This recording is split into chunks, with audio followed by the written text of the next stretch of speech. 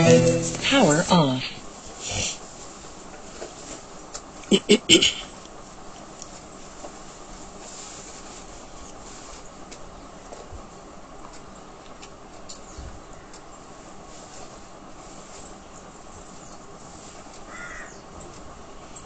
मीठे बच्चे, तुम बाप को याद करो। यही याद विश्व के लिए योगदान है। इसी से विश्व पावन बनेगा, बेड़ा पार हो जाएगा।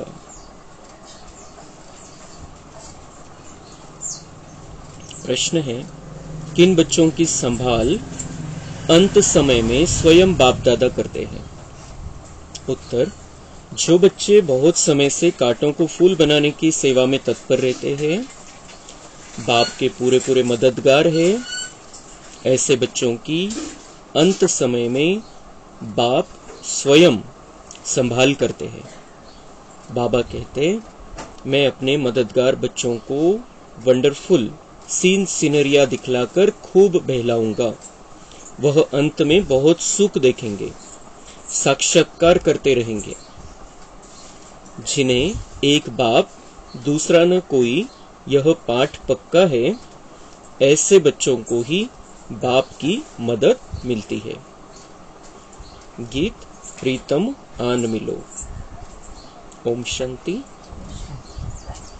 प्रीतम और प्रीतमाएं। प्रीतम एक है और प्रीतमाएं अनेक हैं। प्रीतमाएं बुला रही है एक भगवान को, अनेक भक्त बुला रहे हैं। किस लिए?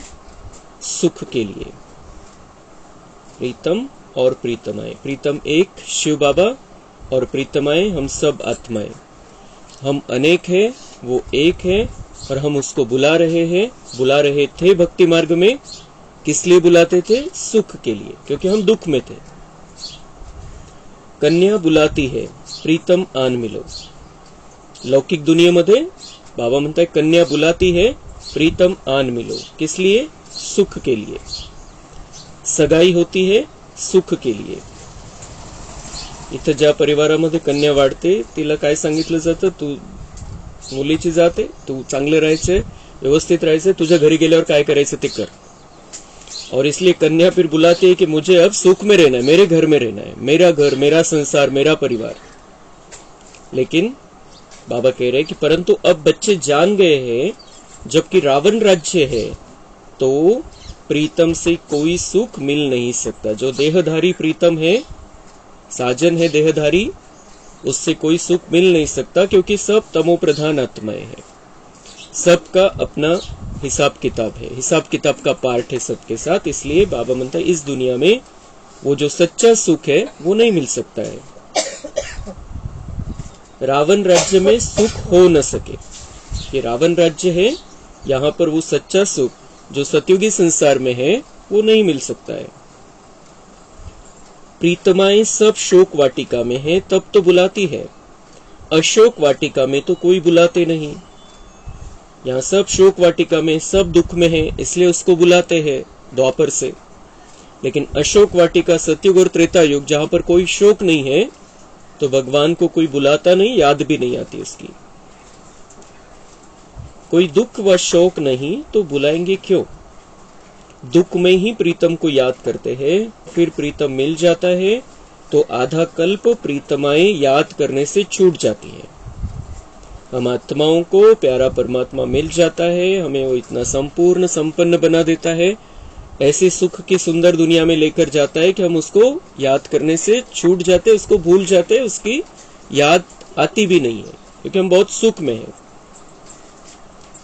अभी तुम जानते हो सबसे मीठा, सबसे प्यारा प्रीतम है ही एक परमपिता परमात्मा, सबसे ऊंचा, सबसे श्रेष्ठ। यहाँ कोई मनुष्य अपने को श्रेष्ठ ते श्रेष्ठ कह न सके। भल कहते हैं ईश्वर सर्वव्यापी है, शिवो हम, परंतु एक दो से श्रेष्ठ तो होती ही है ना। साधु लोगों में जो ऊंच होते हैं उनको और साधु लोग दंडवत प्रणाम करते हैं, परंतु सबसे ऊंच ते ऊंच एक ही प्रीतम परम पिता परमात्मा गायब हुआ है, सब उनको याद करते हैं। जरूर सुख के लिए जब बहुत दुख होता है तो बहुत प्रीतमाएं याद करती है। तर इथं या दुनियेमध्ये समजतात, एकीकडे समजतात की ईश्वर सर्वव्यापी है, सब तरफ है, मैं ही ईश्वर हूं, मैं शिवोहम, मैं ही शिव हूं, पण एकमेकांना त्याच्या त्याच्या लेवलनुसार एकमेकांचे पाया पडतात, साधू लोकांमध्ये पण। तो अगर सब ईश्वर है, सब में ईश्वर है, तो फिर कौन किसके पैर पड़ता है, कौन किसके आगे झुकता है? सगळे जर ईश्वर है तो लेकिन हम जानते हैं कि ऊंचा ते ऊंचा, श्रेष्ठ ते श्रेष्ठ एक परमपिता परमात्मा है। बाप का बनने से 1 सेकंड में सुख का वर्षा मिल जाता है। बच्चों को निश्चय होना चाहिए, हमने बाप की गोद ली है तो सेकंड में जीवन मुक्ति मिली है। बच्चा पैदा होता है तो गोद में आ जाता है, फिर निश्चय हो जाता है कि यह वारिस है। मुलाचा जन्म झाला हे काय म्हणतात, वारिस आ गया है। तो ऐसे ही बाबा म्हणतात 1 सेकंड में तुम्हें वर्षा मिल जाता है कि तुम कुछ ना कुछ तो मिल जाएगा। जब हम बाबा को मान लेते हैं, जब बाबा पर निश्चय पक्का हो जाता है, नंतर तो पुढचा पुरुषार्थ आहे त्यानुसार लेवल आहे।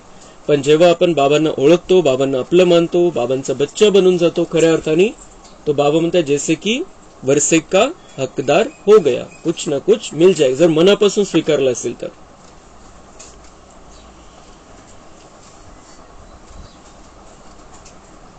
यह बेहद का बाप है, अब अच्छी रीति इनको पहचान लेते हैं। पहचान में कोई तकलीफ नहीं है। बच्चे बहुत है, गाया जाता है सन शोज फादर, तो किसको कहने की दरकार नहीं। ढेर के ढेर ब्रह्मा कुमार कुमारियां है, इतने ढेर बच्चे सिवाय ईश्वर के और किसको होते नहीं। ढेर के ढेर बच्चे, ढेर के ढेर ब्रह्मा कुमार कुमारिया, आणि ज्यावेळेला मुरली चाललेली त्यावेळेला 5-10 हजार बच्चे होते। तो बाबा सारा आगे का चित्र बुद्धि में रखते हुए मुरली चलाता है। कभी भी ही ज्यावेळेला मुरली चालली असेल त्यावेळेला 7-8 हजार 10 हजार पेक्षा, कारण ब्रह्माबाबन अव्यक्त झाले त्यावेळेला 10 हजार भाई बहिणी जुळलेले होते, तर ही मुरली चालली असेल त्यावेळेला 7-8 हजार असतील। तो फिर भी बाबा कैसे कह रहा है कि इतने सारे ढेर के ढेर ब्रह्मा कुमार कुमारियां और इतने ढेर बच्चे शिवाय ईश्वर के और किसके होते नहीं। तो वो आज का चित्र देखकर ये वो बात स्पष्ट कर रहा था बाबा उस समय।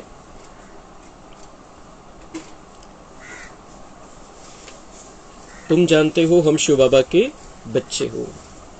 तुम कह सकते हो कोई भी मनुष्य को इतने बच्चे होते नहीं, कितने ब्रह्मा कुमार कुमारियां है। गायन तो है ना प्रजापिता ब्रह्मा का, याद करते हैं त्रिकालदर्शी परमात्मा को, भगवान को ही इतने बच्चे हो सकते हैं, क्योंकि ये शरीर के हिसाब से जन्म नहीं है, ज्ञान का जन्म है, दिव्य जन्म है। इसलिए भगवान को ही इतने बच्चे हो सकते हैं, किसी मनुष्य को, शरीरधारी को इतने बच्चे हो नहीं सकते। तो उस हिसाब से हम जब माता पिता कहते हैं उनको, तो हम ज्ञान के हिसाब से उनको माता पिता कहते हैं। भक्ति मार्ग में भी माता पिता कहते हैं, तो शरीर के द्वारा हमारा जन्म नहीं हुआ है, हमारा जन्म दिव्य जन्म है। उस हिसाब से हम भक्ति में भी उसको माता पिता कहते हैं, लेकिन उस समय ज्ञान नहीं है, जानते नहीं है।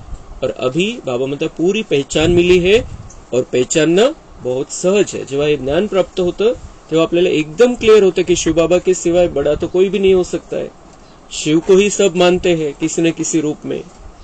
जिस श्री राम की हमने भक्ति की, जिस श्री कृष्ण की हमने भक्ति की, जिस हनुमान की हमने भक्ति की, वो श्री राम को मानता है, श्री राम शिव को मानता है, श्री कृष्ण शिव को मानता है। तो ये पहचानना बिल्कुल मुश्किल नहीं है। बाबा म्हणतात खूप सोपं आहे। भक्ती मार्गाचा जरी विचार केला तर शिव सर्वोच्च है, हे ओळखणं खूप सोपं है। और हम अब उनके पहचान के आधार से उनके बच्चे बने हैं।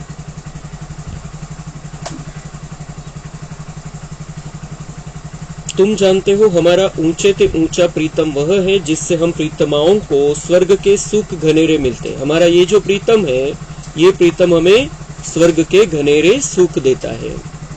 उनके सम्मुख बैठे हैं। भक्ति मार्ग में गाते भी है, राम का नाम लेने से मनुष्य पार हो जाते हैं, इसलिए राम राम बहुत कहते हैं। जैसे गंगा नदी को पतित पावनी समझते हैं, मनुष्य वहां जाकर पत्ते पर दीवा जलाते हैं।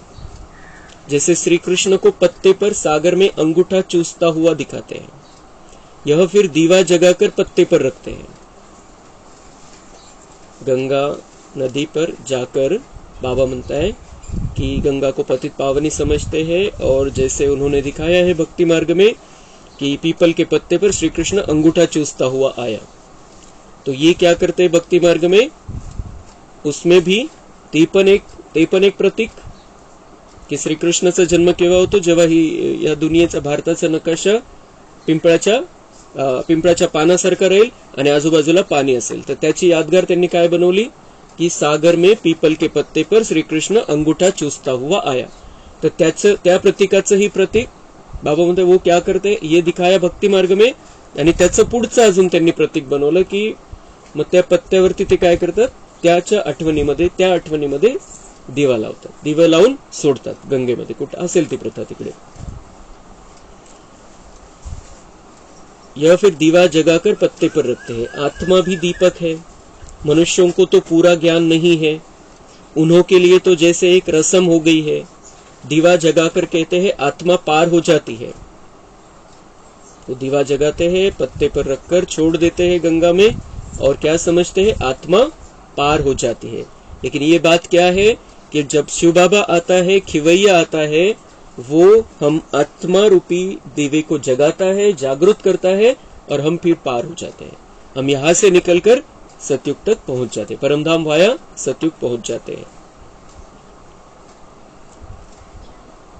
परमपिता परमात्मा को तो खिवैया कहा जाता है, विषय सागर से पार ले जाते हैं।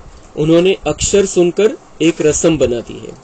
शब्द कुठले तरी आठवले, रेकॉर्डिंग आठवली, आणि बाबा म्हणते उन्होंने उस अक्षर के हिसाब से रसम बना दी है। लेकिन सत्य ये है कि तुम्हारा आत्मा रूपी दिया जब जगता है तब तुम पार हो जाते हो।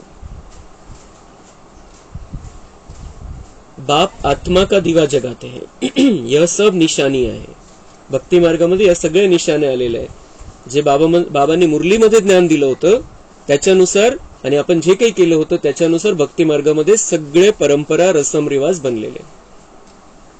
सगळ्या रसम रिवाजचा आधार जर बघितला तर मुरली आहे बाबांची, फक्त त्याला ते वेगळं रूप त्यांनी दिलं।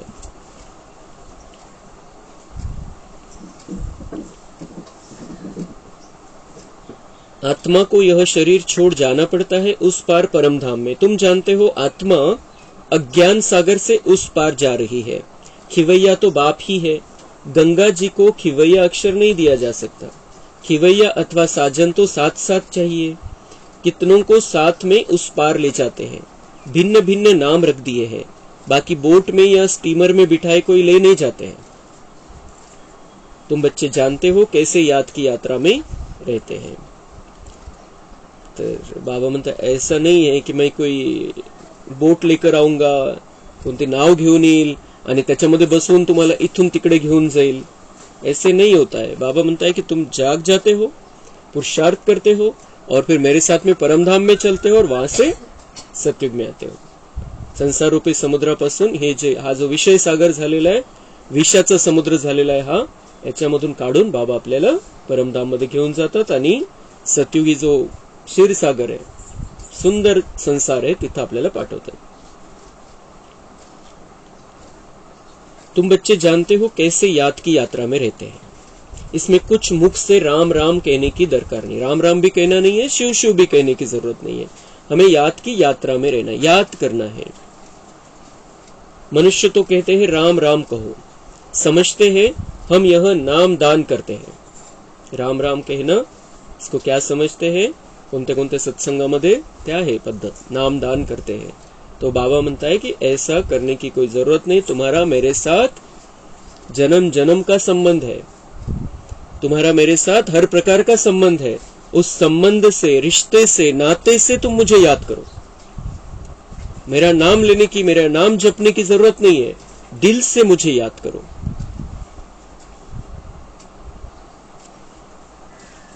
बाप फिर दान देते हैं अविनाशी ज्ञान रत्नों का। हम बाबा को याद करते हैं और बाबा हमें अविनाशी ज्ञान रत्नों का दान देते हैं। हम नाम दान, बाबा म्हणते नाम दान जो शब्द आलेला है कि नाम दान करते हैं, हम उनका नाम लेकर, राम का नाम लेकर, शिव का नाम लेकर हम नाम दान करते हैं। तो बाबा म्हणता है वो ऐसा नहीं है, मैं ही तुम्हें दान करता हूं। तुम क्या किसको क्या दान करोगे, मैं तुम्हें दान करता हूं ज्ञान रत्नों का। कहते हैं मीठी मीठी लाडली आत्माएं मुझ बाप को याद करो। कितना प्यार से बाबा कहता है मीठी मीठी लाडली आत्माएं मुझ बाप को याद करो। यही बाप की याद विश्व के लिए योगदान है। शिव बाबा को याद करो। बाबा म्हणता है मैं तुम्हें ज्ञान रत्नों का दान देता हूं, तुम मुझे याद करो दिल से, यही याद विश्व के लिए योगदान है।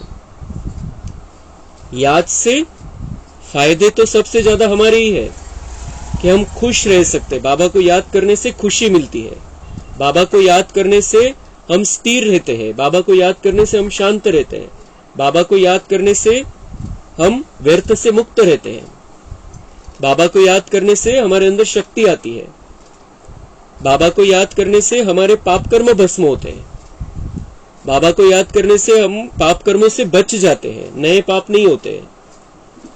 तो फायदे तो सबसे ज्यादा हमारे ही है, लेकिन हम जब बाबा को याद करते हैं, बाबा की याद में हम हैं, तो वो वाइब्रेशन दुनिया में फैलता है।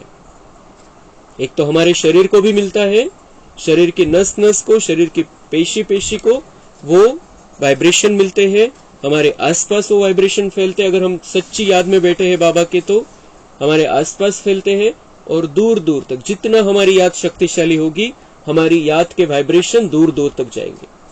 आणि म्हणून बाबा म्हणते ये योगदान विश्व के लिए है। विश्वाची तुमची तर सेवा होईल, तुमचं तर कल्याण होईल, तुमचं तर भाग्य बनेल, पण हे वाइब्रेशन तुमच्याद्वारे दुनियेमध्ये पसरतील।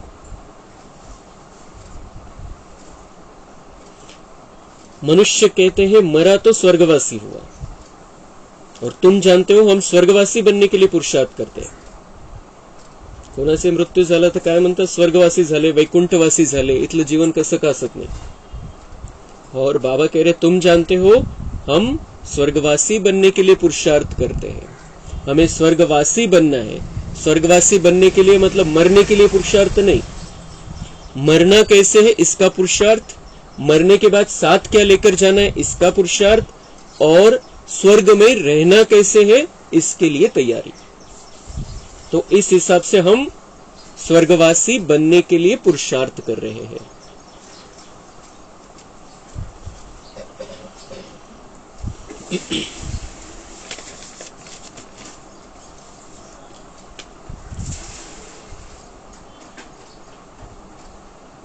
अभी तुमको कोई शिव का नाम नहीं जपना है, सिर्फ बाबा को याद करो। बच्चे आते हैं तो पूछा जाता है कब ईश्वर के बने। बच्चा जब तक न बने तब तक वर्षा मिल न सके। मात पिता है तो सम्मुख मिलना है। निश्चय किया मिले नहीं और मर गया तो वर्षा नहीं मिल सकता। ऐसे बहुत है जो वर्षा नहीं पाते, प्रजा में चले जाते हैं। बाप कहते निश्चय हो गया यह वही मात पिता है तो सम्मुख आना पड़े। फिर सर्विस कर आप समान बनाना है, प्रजा बनानी है, और फिर अपना वारिस भी बनाना है। तो बाबा म्हणताय कोणी हे ज्ञान प्राप्त केलं, उसको समझ में आ गया कि यही हमारा माता पिता है, शिव बाबा हमारा माता पिता है, और शिव बाबा का मुख्य स्थान अवतरण भूमि है मधुबन, जहां पर बाबा मिलन होता है।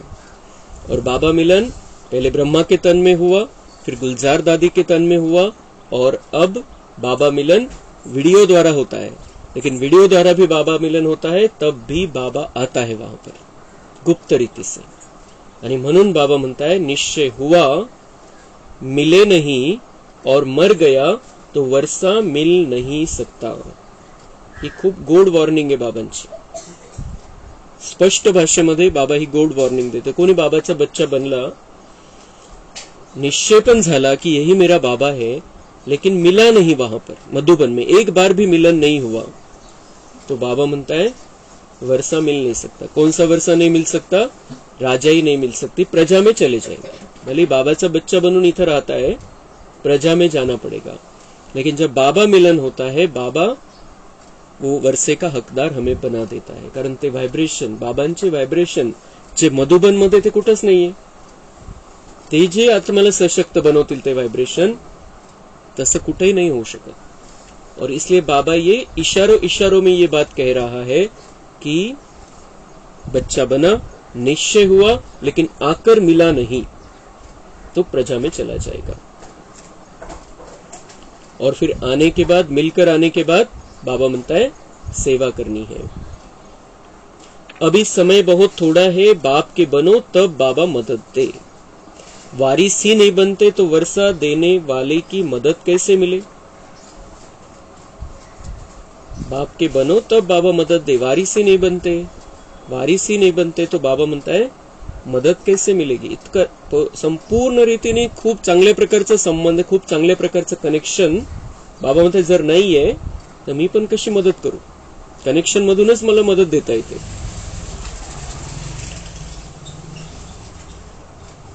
बाप कहते हैं डरो मत, साहूकार लोग तो डरते हैं, यह बाप तो दाता है। बाबा म्हणता है डरो मत, साहूकार लोग डरते हैं, हम वहां पर जाने लगेंगे तो कभी ना कभी ऐसा समय आएगा कि हमें कहा जाएगा कि इतने पैसे दो, अभी सेंटर बनाना है।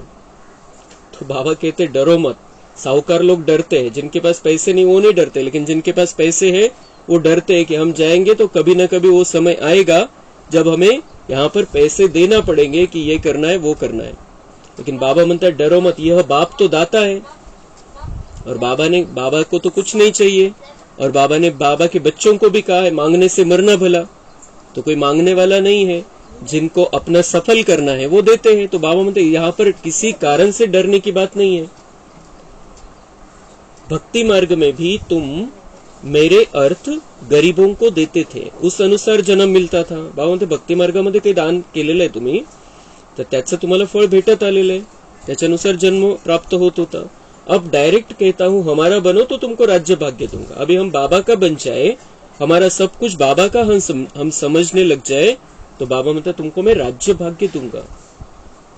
शिव बाबा को तो कुछ मकान आदि बनाना नहीं है। तुमसे पूछते हैं जबकि सब खलास हो जाना है तो फिर यह मकान आदि क्यों बनाते हो? अरे तब रहे कहाँ? पिछाड़ी में भी आकर बच्चों को रहना है।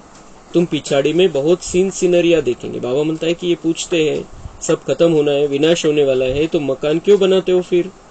तो हमको तो जिसका जो भी पार्ट है, कोई मधुबन में रहेंगे और कोई जहां पर बाबा के स्थान बने हुए हैं वहां पर रहेंगे। बाबा के बच्चे वहां पर उनको आसरा मिलेगा, उनको आश्रय मिलेगा और वो सुरक्षित रहेंगे। इसलिए बाबा म्हणता है कि ये मकान बनाना भी जरूरी है। ऐसे नहीं कि विनाश होने वाला है तो कुछ करना नहीं है। पिछाड़ी में भी आकर बच्चों को रहना है। मधुबन की गोष्ट है। तुम पिछाड़ी में बहुत सीन सीनरिया देखेंगे, बहुत खुशी में रहेंगे। जितना नजदीक समय आता जाएगा बाबा द्वारा बहुत साक्षात्कार होते रहेंगे। जो मददगार हो जाएंगे वह पिछाड़ी में बहुत सुख देखेंगे, दुख के समय बहुत सुख देखेंगे।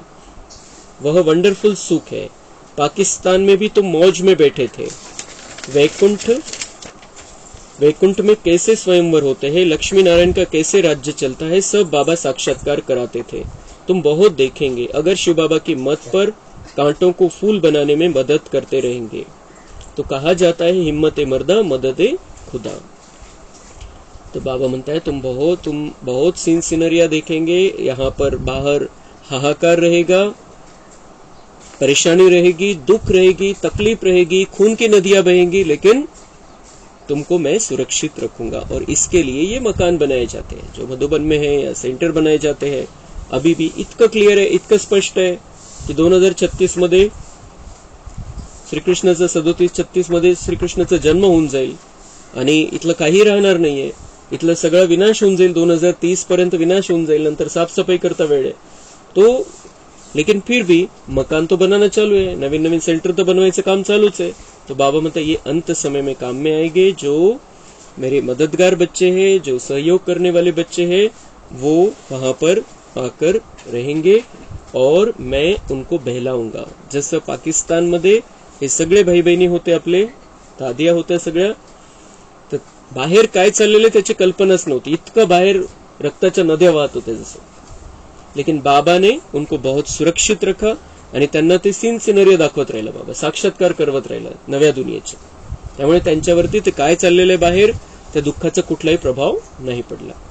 तो ऐसे ही बाबा म्हणता है जो हिम्मत रखकर चलेंगे, अभी से ही हिम्मत रखकर चलेंगे, अभी से ही मेरी मत पर चलेंगे, एक शिव बाबा दूसरा न कोई, ये जिनकी बुद्धि में होगा, और जो कांटों को फूल बनाने की सेवा करते रहेंगे उनको मैं अंत समय में बहलाऊंगा।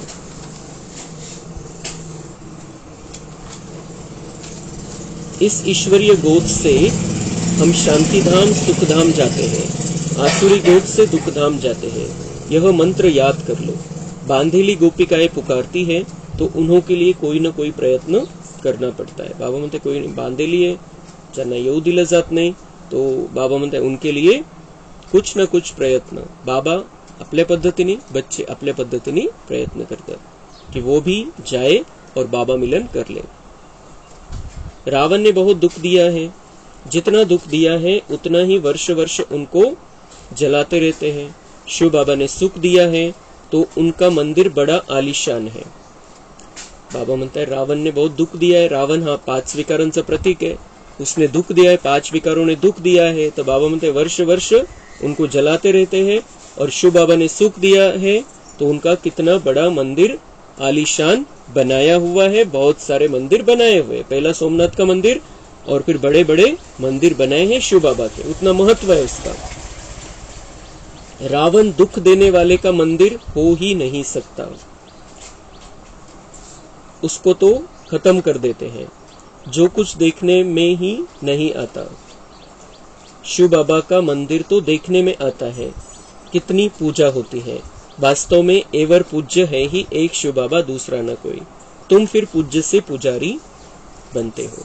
हम भी पूज्य है, बाबा भी पूज्य है, लेकिन बाबा जन्म मरण के चक्कर में नहीं आता है, इसलिए वो एवर पूज्य है, सदा पूज्य है। लेकिन हम पूज्य से पुजारी बन जाते हैं जब हम विकारों में जाते हैं। अच्छा, मीठे मीठे सिक्के लधे बच्चों प्रति माता पिता बाप दादा का याद प्यार और गुड मॉर्निंग। रूहानी बाप की रूहानी बच्चों को नमस्ते। हम रूहानी बच्चों की रूहानी बाप दादा को याद प्यार गुड मॉर्निंग नमस्ते। वाह बाबा वाह, शुक्रिया बाबा शुक्रिया। धारणा के लिए मुख्य सार है, बाप की याद में रहना है और सबको याद दिलाना है, यही दान करते रहना है। बाप पर बलि चढ़कर फिर ट्रस्टी हो संभालना है, बाबा पर संपूर्ण समर्पित हो जाना है आणि मग बाबा काही आपलं घेऊन टाकणार नाही, आपल्याला विश्वस्त बनून ते सगळं सांभाळायचं। साक्षी हो हर एक एक्टर का पार्ट देखना है। हम पार्ट पूरा कर खुशी से वापस जा रहे हैं, इस स्मृति में सदा रहना है। साक्षी होकर हमें हर एक का पार्ट देखना है और पार्ट पूरा करके खुशी से हमें वापस घर जाना है। वरदान है, सदा बाप समान बन, अपने संपन्न स्वरूप द्वारा सर्व को वरदान देने वाले वरदानी मूर्त भव। भारत में विशेष देवियों को वरदानी के रूप में याद करते हैं, लेकिन ऐसे वरदानी मूर्त वही बनते हैं जो बाप के समान और समीप रहने वाले हो। अगर कभी बाप समान और कभी बाप समान नहीं, लेकिन स्वयं के पुरुषार्थी है, तो वरदानी नहीं बन सकते, क्योंकि बाप पुरुषार्थ नहीं करता, वो सदा संपन्न स्वरूप में है। तो जब समान अर्थात संपन्न स्वरूप में रहो, तब कहेंगे वरदानी मूर्त। स्लोगन है, याद की तीव्र दौड़ी लगाओ तो बाप के गले का हार विजयी मन के बन जाएंगे।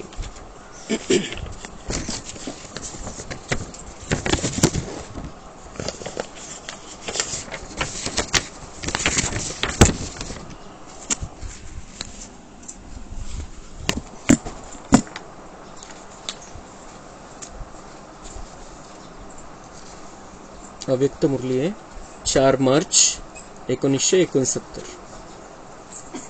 होळीच्या निमित्ताने बाबा आलेले होते, होली के शुभ अवसर पर। आज आपकी खास होली है क्या? होली कैसे मनाई जाती है? होली मनाने आती है? संगम की होली कौन सी है? वर्तमान पार्ट अनुसार होली कैसे मनाएंगे? वर्तमान समय कौन सी होली मनाने की आवश्यकता है? होली में कई बातें करनी होती है, रंगा भी जाता है, जलाया भी जाता है, साथ साथ श्रृंगारा भी जाता है और कुछ मिटाना भी होता है। जो भी बातें होली में करनी है वह सभी इस समय चल रही है। जलाना क्या है, मिटाना क्या है, रंगना क्या है और श्रृंगारना क्या है, यह सभी कर लेना, इसको कहा जाता है मनाना। तो बाबा म्हणते होली मनाना, संगम की होली, संगम युग में हमें होली मनानी है, तो उसका यादगार उन्होंने होली उत्सव बना दिया है वो। लेकिन मेन क्या है, जलाना क्या है, मिटाना क्या है? मिटाने हैं हमारे पाप कर्म, जलाना है उस पाप कर्म का हिसाब किताब संपूर्ण रीति से, जो व्यर्थ का कचरा है उसको जला देना है। और रंगना क्या है, हमें अपने आप को बाबा के रंग में रंगा देना है, बाबा जैसा बन जाना है। और श्रृंगारना है अपने आप को दिव्य गुण और शक्तियों से। हे आहे बाबा म्हणतात खरं म्हणजे होळी मनवणं। खऱ्या अर्थाने ही होळी आपली यादगार आहे, जी आपल्याला रोज आपल्यावरती प्रयोग करायचा है। अगर इन चारों बातों में से कुछ कमी है तो मनाना नहीं कहेंगे। होली के दिनों में बहुत सुंदर सजते हैं। कैसे सजते हैं? देवताओं के समान। आप सभी सजे हुए हैं, सजावट में कोई कमी तो नहीं है। जेव्हा ते सोंग वगैरे काढतात तर बाबा म्हणताय बहुत सजाते हैं। सजावट में मुख्य होली का श्रृंगार कौन सा होता है? सॉन्ग जो बनाते हैं उन्हों को पहले पहले मस्तक में बल्ब लगाते हैं। यह भी इस समय की कॉपी की है। बाबा म्हणतात ते जे सोंग काढतात त्याच्यामध्ये त्याला पहिले इथं मस्तकामध्ये बल्ब लावला जातो आणि ती निशानी कशाची है? आत्मा का दिवा जागृत होने की निशानी है। आपका भी संगम का मुख्य श्रृंगार है मस्तक पर आत्मा का दीपक जलाना। इसकी निशानी बल्ब जलाते हैं। लेकिन यह सभी बातें होने के लिए होली का अर्थ याद रखना है।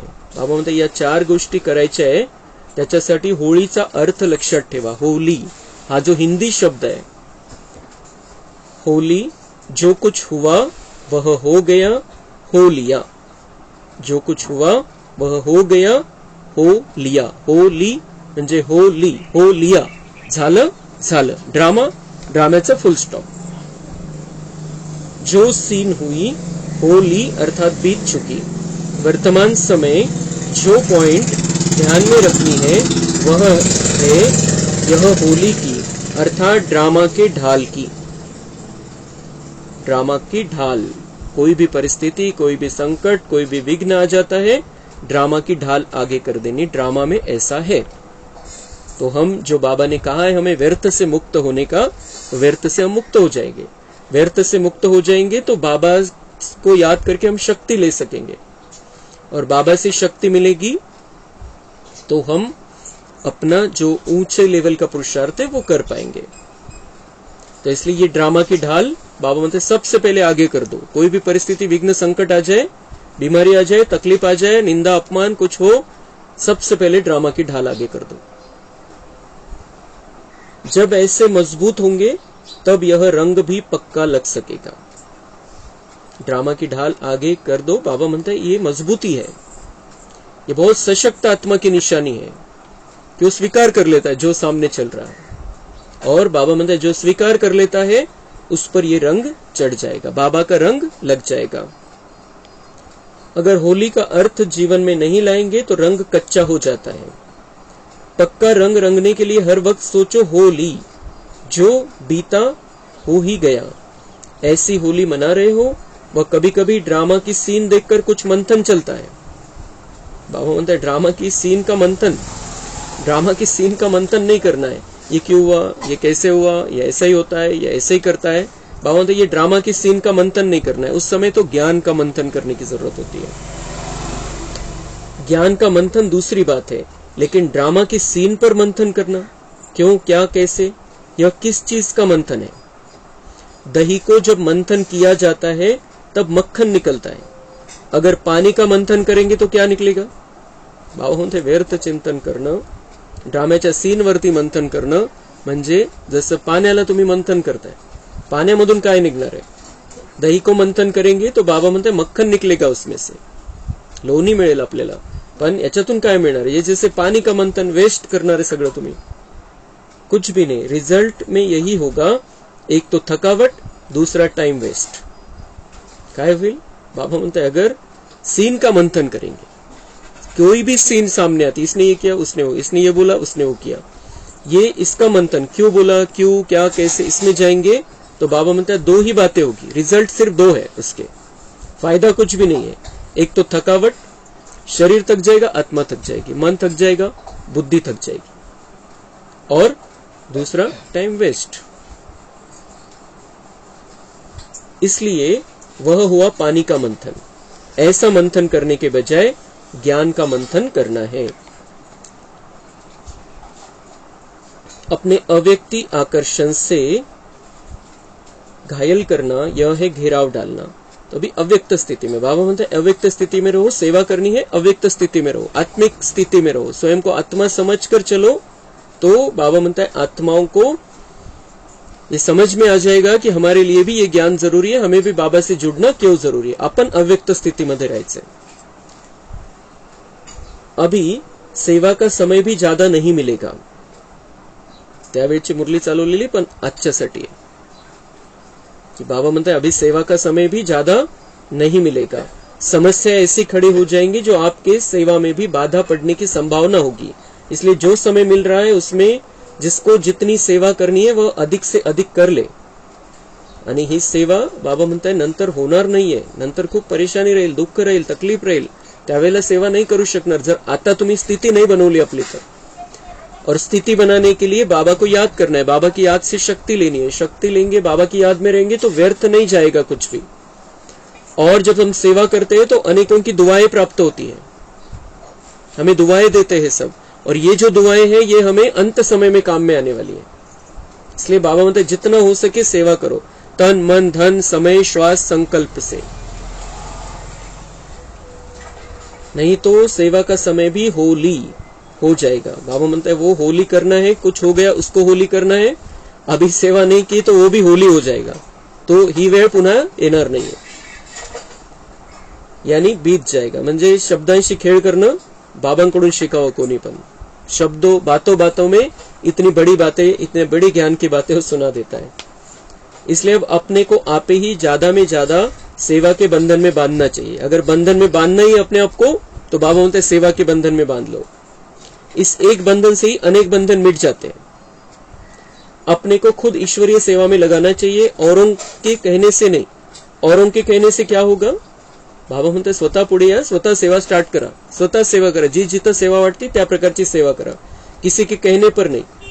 किसी के कहने से क्या होगा? बाबा म्हणता है आधा फल मिलेगा, क्योंकि जिसने कहा अथवा प्रेरणा दी उसकी भागीदारी हो जाती है। दुकान में अगर भागीदार हो जाए तो बंटवारा हो जाता है ना, एक है तो वह मालिक ही रहता है। इसलिए अगर किसके कहने से करते हैं तो उस कार्य में भागीदारी हो जाती है, और स्वयं ही मालिक बनकर के करते हैं तो सारी मिल्कियत के अधिकारी बन जाते हैं। बाबा म्हणतात तुम्हाला जी सेवा दिसते कोणाला विचारायची गरज नाही, सेवा करा, तन मन धन समय श्वास संकल्प मनसा वाचा कर्मणा। ज्या प्रकारची जिथं सेवा दिसते आपलं सेवेचं जीवन है। हम सेवाधारी बच्चे, बाबा के मददगार बच्चे, खुदाई खिदमतगार बच्चे, किसी के कहने का रास्ता नहीं देखना है। अगर किसी के कहने से, किसी की प्रेरणा से करेंगे तो बाबा म्हणते पार्टनरशिप होऊन जाईल, त्याच्यामध्ये 50-50 मिळेल। और अगर खुद आगे होके करते हैं तो बाबा म्हणते खुद जो मालिक को पूरा प्रॉफिट मालिक को मिलता है, कुछ नफा होता है तो पूरा अकेला मालिक है तो उसको मिलता है, असं मालक बनून बाबा म्हणते सेवा करा। इसलिए हर एक को मालिक बनकर करना है, लेकिन मालिकपने के साथ साथ बालकपन भी पूरा होना चाहिए। मग बाबा म्हणते मग अहंकार येऊन जाईल, तो बालकपणा भी रखना है। सगळ्या प्रकारचं संतुलन बाबा आपल्याला शिकवतो कि मालिक बनकर के करना है, लेकिन बालिकपना भी साथ साथ होना चाहिए।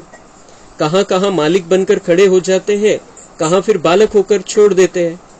तो न छोड़ना है न पकड़ना है, हम नहीं कर पाएंगे, बालक बनकर छोड़ देते हैं, और कहां का मालक बनकर हाँ मैं ही कर सकता हूं, ऐसे खड़े हो जाते हैं। बाबा म्हणता है बैलेंस ठेवायचं है, दोनों योग्य नहीं है। न छोड़ना है न पकड़ना है। पकड़ना अर्थात जिद से नहीं पकड़ना है। कोई चीज को अगर बहुत जोर से पकड़ा जाता है तो उस चीज का रूप बदल जाता है ना। फूल को जोर से पकड़ो तो क्या हाल होगा? पकड़ना तो है, लेकिन कहां तक, कैसे पकड़ना है यह भी समझना है। बाबा म्हणता है लवचिकता ठेवायची, कहां तक कैसे पकड़ना है यह भी समझना है। फूल को अगर जोर से पकड़ेंगे तो वो तो चुराड़ा होऊन जाईल पूर्णपणे। तो या तो पकड़ते अटक जाते हैं या छोड़ते हैं तो छूट जाते हैं, मतलब कि दूरच, नहीं तो फिर पकड़ने से फिर अहंकार में आ जाते हैं। तो ऐसे नहीं, बाबा मतलब दोनों का बैलेंस। दोनों ही समान रहे, यह पुरुषार्थ करना है।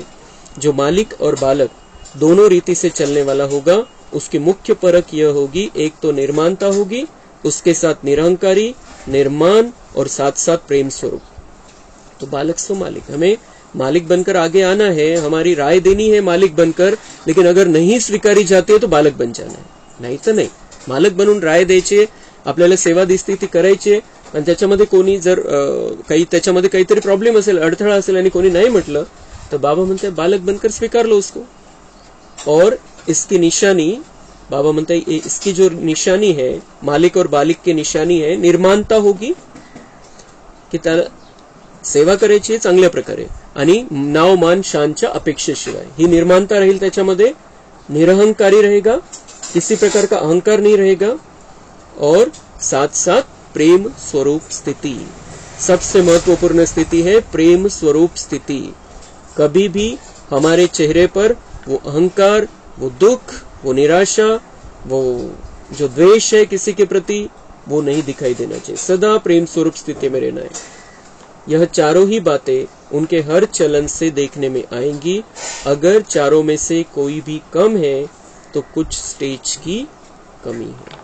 अच्छा, ओम शांति। कम बोलो, धीरे बोलो।